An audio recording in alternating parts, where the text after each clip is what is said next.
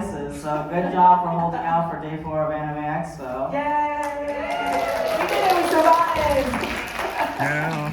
Well, there's still time. Oh, God. I know, there's still time. Well, thank you so much for taking time out of your very, very busy Sunday of Anime Expo morning to come to the Tokyopop Industry Panel.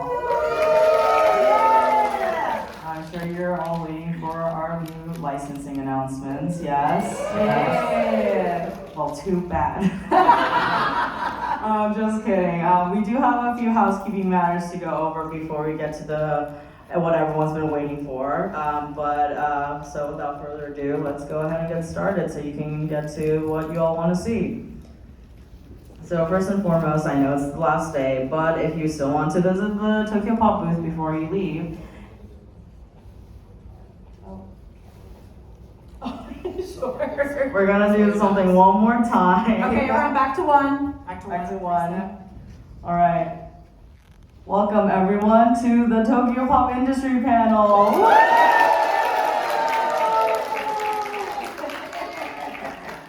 Thank you. Yeah, you guys are all such good sports. Thanks for indulging us. All right, well, if you want to go to the Tokyopop booth, we're in Kentia Hall. We're right in front of the entrances, so you can't miss us. We're the big booth with Tokyopop on it. And if you go there today, we have a lot of last-minute freebies, souvenirs. We also have our browsing library, and if you know, we have a little redemption activity going on. If you fill out one of our crossword puzzles, all the answers are in the library, and redeem it at noon today. You can get any of the free books at the library for trade-in. You can also see in the back there, we have a fine selection of boys. You can take photographs with. Yeah, lovely vintage of pretty lads in the back, so please come and say hello to them. They're very lonely. Yeah, I know.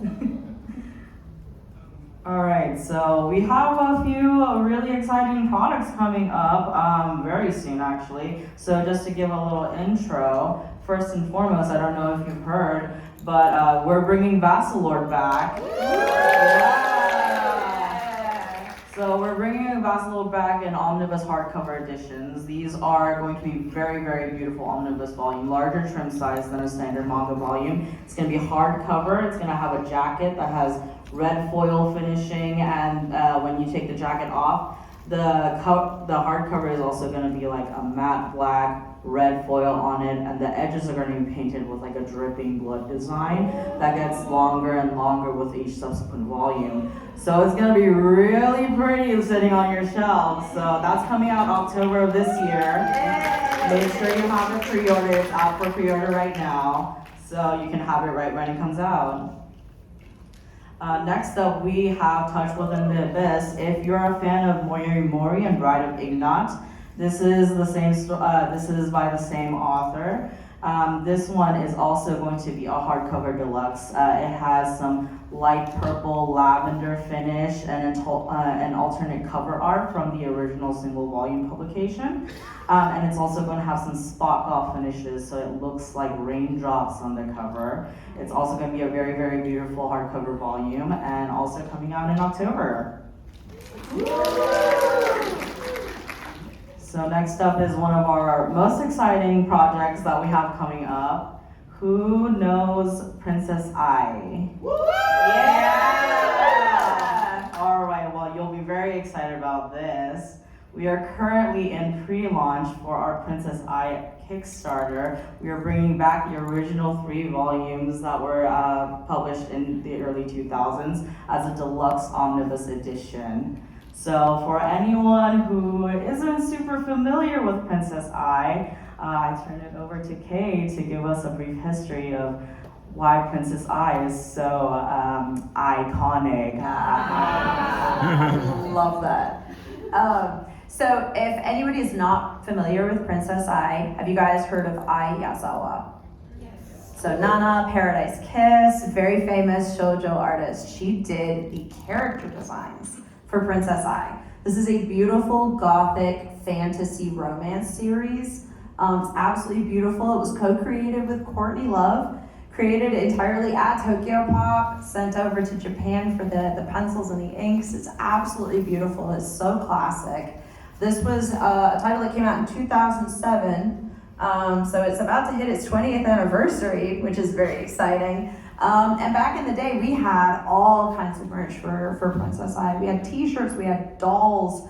We've had people coming up to the booth saying they still have their dolls like on their shelves. It's so cool. And we're just very, very excited to bring this absolute diva back and introduce her to a new audience and bring her back for people who remember her fondly from back in the day.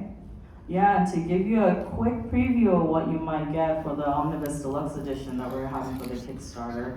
So we have some rare vaulted materials that have never really seen the light of day before. Case in point, this is one of Ai Yazawa's original sketches for the volume cover of Volume 1 of the original Princess Ai volumes. So you can expect a lot of behind the scenes materials, things like that, in our deluxe edition of Princess Ai. So again, the original 3 volumes will be repackaged in a beautiful new deluxe collector's edition omnibus. Since it is a Kickstarter, we are hoping to get some merchandise, some maybe jewelry or something like that in the higher tiers. But you'll have to sign up for the Kickstarter pre-launch to wait and see when the Kickstarter actually goes live. And if you're a fan, we have some beautiful postcards up at our booth that you can come and get for free. Yay! Thanks, guys. I'm excited. All right. Okay, so housekeeping done. Who is excited to hear what's coming up from Tokyopop? Yeah! Come on, I know it's early, but you can make a little bit more noise. Okay. So let's get started. We're gonna start out with Mia, who's one of our editors. Licensing, not licensing, we're licensing. She's announcing our first title, which is Love at First Howl. Ooh. Someone out there gets it. So I'm going to do my best to read off this page and make it entertaining for you all. So this is Love at First Howl by Nasubitaka. Tama, a human raised by a pack of wolves who can transform into humans, is closer to the wolves than he is to humans. He lives a happy life with his wolf childhood friend, Tatsu. Tatsu worked hard to learn how to transform into his human form in order to be with his beloved Tama. Can you believe? Now a proper, responsible adult, it is Tatsu's turn to take over the pack, but one rainy day, Tatsu pushes Tama down and makes a bold claim. Oh my, now I can have children with you, Tama. I delivered that in a way that was different from what it was intended to be. And I apologize. Tama always saw Tatsu as a brother, but what is this intense beating in his chest? Ooh. Thank you, appreciate you. So this is going to be complete at 2 volumes. We love a concise tale, and is going to feature this cover, which is in fact not the original Japanese cover. We are going to have our own variant cover for the English edition, which, given how beautiful this illustration is, I'm really excited about. And for those of you who like childhood friends to lovers, one of my favorite tropes, I think this definitely hits that mark. In terms of spiciness, this is apparently somewhat spicy, mostly sweet, but with a little bit of extra spice dashed on at the end and some extras, as they are wont to do. And that is hopefully an entertaining summary of Love at First Howl.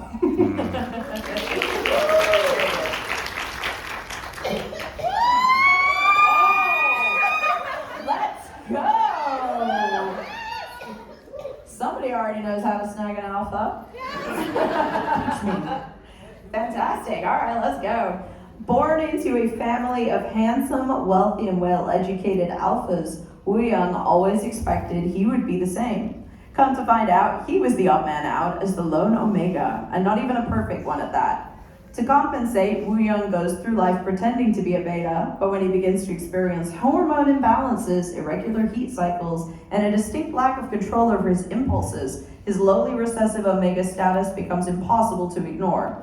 That's when he meets Kyunju, a powerful and successful dominant alpha who can turn him into a true omega, and also makes him weak in the knees. God, sounds really creepy with my lost voice. Sorry, guys. Now, Wu Yang must also use every tactic there is to court Kyungju and make the brooding alpha his very own. So this is, in case anyone hasn't quite caught on, this is an Omegaverse title, which is, yeah, right. That's huge. We're howling. This is a print edition of the hit manhwa from Tappy Toon. It has over 2 million views to date on Tappy Toon, so there's a lot of happy fans out there. This is the trope of the spoiled Omega and the stoic Alpha. You gotta love it. And this is essentially a romance with some drama and some comedy. It does double genre duty, featuring heartwarming drama with hilarious comedic illustrations. Wow. Ooh. All right, so right on the manhwa train. Next up is Our Paradise. So you've decided to forget about your high school crush after graduation, going on to college without ever telling them how you felt. At least that's the plan for quiet college freshman Mewa Yang. But even the best laid plans can go astray, as Mewa discovers when he learns that his crush, Cheon Myung, goes to the same college. I'm not as good. I can't keep a straight face. You gotta chill. Can't keep it straight anything right now. All right. Let me finish real fast. As their lives begin to intertwine through the hustle and bustle of college life, old feelings get stirred up and new feelings start to emerge. Okay. So this is another hit from Webtoon. Our Paradise currently has over 9 million views on Webtoon. And if you're into more age-appropriate, college-age relationships, this is the one for you. They're both in college. And all of our manhwa are going to be in full-color prints. So another great full-color print book to have on your shelves.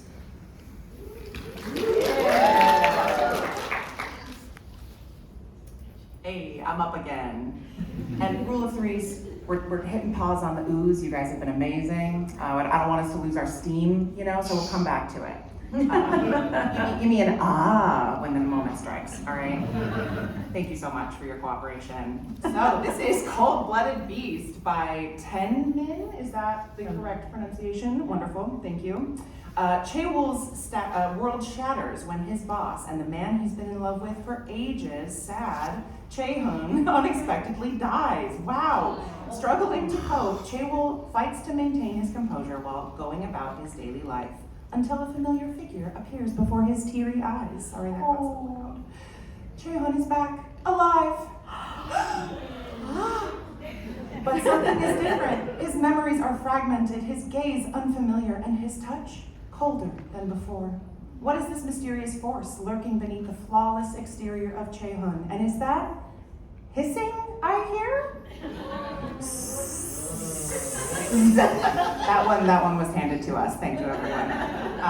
So here we have a set in a modern-day South Korea between two office workers, but includes a dash of fantasy elements, including a main character who, yes, does turn into a snake. That is what that meant.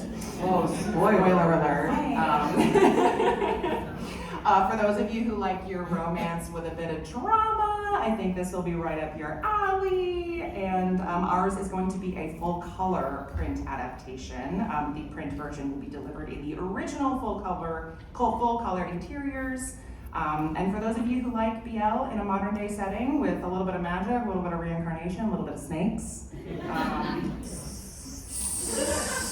And for those of you who specifically like when one character has amnesia and like you have to do the whole thing again, we like that trope. Is there a name for that trope? Amnesia?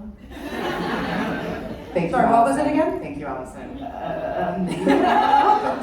Don't do this. You can't stop me. And that's Cold-Blooded Beast, baby. Hey! Alright. Sorry, this is my first time seeing that cover and it's kind of amazing. That's so good. I love a little fat chicken in there. That's fantastic. So this is The Princess in the Hen House by Mi-yeon Lee. Princess Soria has been cursed to live in her dilapidated kingdom as a chicken for the last century. Her curse can only be broken through true love with her Prince Charming. Unfortunately, the only fitting candidate for her comes in the form of Emperor Lemok, who doesn't know a thing about romance. He also needs her help to save his empire from a long-term drought, a problem that can only be solved by breaking her curse and restoring her kingdom. But how is a cultured princess supposed to fall for such an unattractive ruler? I don't know that. So this is a comedic romantasy. What? I know, if you can believe it.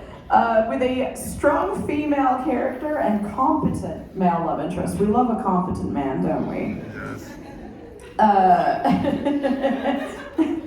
This is a fantasy setting that actually goes into the lore of the past, the present, the really lot of world building, and a lot of very silly, memeable illustrations. I'm really looking forward to this one. This is gonna be fun. You guys, this chicken. It's so good. Look at The the chicken chicken. is the meme faces too, so you'll have to actually read it to find out how, but trust me. I see a fat animal in a book and I'm like, there. Sold. That's just great. You know it's gonna be awesome. Amazing. That's my self-insert.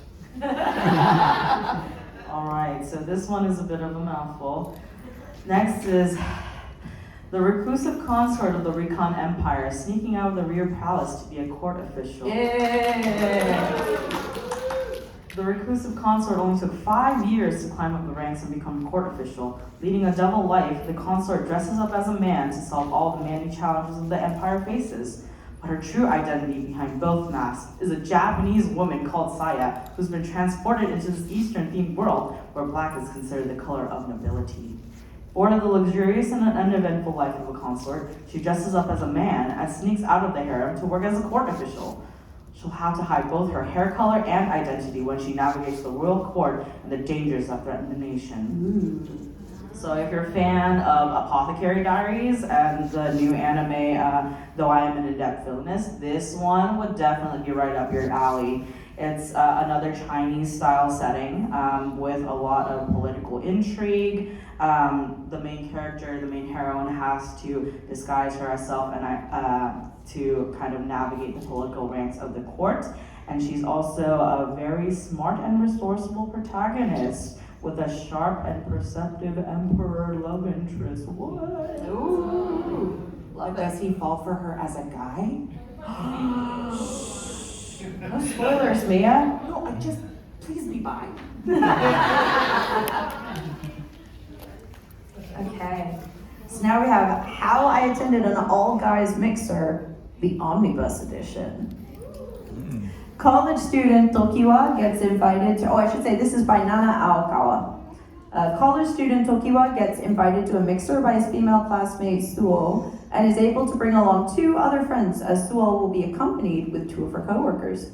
By the time he arrives at the meetup spot with his friends Asagi and Hagi, they are confused and flustered to be greeted by not 3 cute women, but instead 3 women who are dressed as dazzlingly handsome men. I gotta say, I have actually read a little bit of this one, and it's good. This actually received an anime adaptation in 2024, so take a look out for that. Currently in Japan, as of 2023, it has over 1 million copies in circulation. People know what they like. This might shock you, it's a gender-bending comedy. And as mentioned, our editions will be 2-in-1 omnibus volumes. Yeah.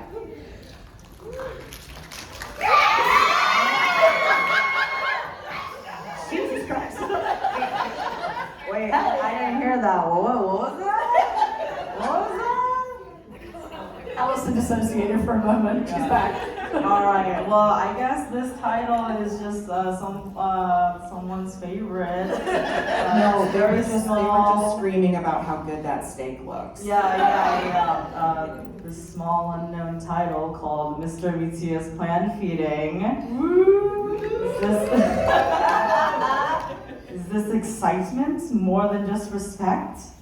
Tomoya Ishida, a rookie editor, had been working as an editor for a sports magazine because of his experience in baseball, but finds himself moved to a magazine targeting female readers. When a colleague gets into an accident, it's up to Ishida to retrieve a manuscript and reference photo from Mitsuya, an extremely popular and openly gay writer, for his cooking articles. After making the long trek to Mitsuya's house, the older foodie writer whips up a wow, that's a tongue twister. Older foodie writer whips up a dish for Ishida, who quickly falls for the delicious food and Mitsuya's mature kindness. Oh. Yes, please. So this one is, well, people have heard of it. It's very popular and also received a live action adaptation in Japan. It's a very short and sweet series, only 2 volumes, so it's a quick read. And it's definitely for the foodies if you love food illustration, if you love recipe crafting, and just a relationship between 2 adults, even though it is an age gap relationship with an older man and a less older man. And that's what it'll say in the content warning box. A relationship between an older man and a less older man. Very tasty of you, Allison. Word for word. Very well done. Yeah. All right, and now on to our final announcement. Ooh. So who here knows what HoloLive is? Yeah. Y'all haven't seen their big booth? Come on. Okay, who knows what VTubers are? Yeah. That was such an, come on, who knows what VTubers are? Yeah, okay, thank you. So Advent vs. Justice is part of the HoloLive franchise. Yeah, take it away. Oh, me, hi. Perfect. In the lightless depths of the world lies the cell. All right, I'm gonna stop. Where dangerous untouchables are imprisoned. Among those prisoners are Shiori, Bijou, Nerissa, Fuwawa, love that, and Mokoko, also love that. The 5 who would later call themselves Advent. Though their prison life was uncharacteristically comfortable, they wanted more. They wanted freedom. Meanwhile, Elizabeth, Gigi, Cecilia, and Raura, the 4 defenders known as Justice, find themselves embroiled in a bitter battle with boredom. I got another tongue twister. Yeah, that was that's a good one. great. I love alliterations. The 2 groups find themselves facing off in an ancient contest, the Oliventus, nailed it, that with the prisoner's freedom on the line. A battle for the ages is about to begin. Ooh. Yeah. Now, since I know absolutely nothing about HoloLive or VTubers outside the pages of Noons and Midnights, I'm just going to read this word for word. The story centers around 2 groups from the super popular VTuber agency HoloLive. Great. Over 800,000 views. The original online motion comic and associated videos have amassed over 800,000 views on the official HoloLive English channel since posting late last year. And this story is officially written and produced by the HoloLive team, which is very cool, with additional lore about fan favorite cast members like Nerissa, like Koseki, Bijou, and Fuwamoko. And this is just going to be a single volume adventure for those of you who enjoy the characters and the world in which they are going to fight for justice or Advent. I don't know whose side I'm on yet. Advent. Wow. Okay, so not justice. Well, when you put it that way. That sounds bad, actually. All right, well, that was it for our announcements. Thank you so much for taking the time out.